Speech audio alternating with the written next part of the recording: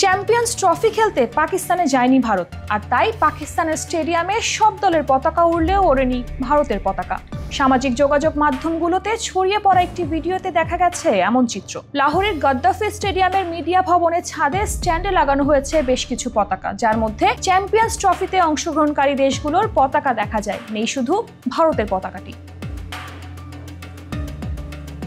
তবে এ ব্যাপারে পাকিস্তান ক্রিকেট বোর্ডের পক্ষ থেকে আনুষ্ঠানিক কোনো বক্তব্য পাওয়া যায়নি। ভারতের হিন্দুস্তান টাইমসের খবরে দাবি করা হয় ভিডিওটি লাহোরের গদ্দাফি স্টেডিয়ামের। সেখানে বাংলাদেশ, অস্ট্রেলিয়া, ইংল্যান্ড, নিউজিল্যান্ড, দক্ষিণ আফ্রিকা, আফগানিস্তান ও স্বাগতিক পাকিস্তানের পতাকা থাকলেও নেই ভারতের পতাকা। ভারতীয় সংবাদ মাধ্যমটি বলছে, ভারতের পতাকা না রাখাকে ভক্ত সমর্থকরা ভারতের পক্ষ থেকে পাকিস্তানে দল না পাঠানোর বিরুদ্ধে পাকিস্তানের জবাব হিসেবে দেখছেন।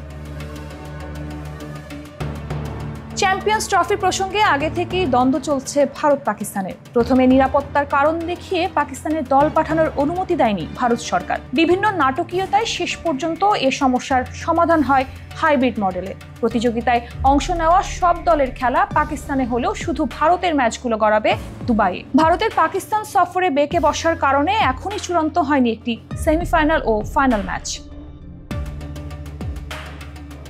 গ্রুপ এ তে ভারত ও বাংলাদেশের সঙ্গে আছে নিউজিল্যান্ড ও স্বাগতিক পাকিস্তান। বি গ্রুপে রয়েছে অস্ট্রেলিয়া, ইংল্যান্ড, দক্ষিণ আফ্রিকা ও আফগানিস্তান। 20 ফেব্রুয়ারি চ্যাম্পিয়ন্স ট্রফিতে নিজেদের উদ্বোধনী ম্যাচ খেলতে নামবে বাংলাদেশ ও ভারত।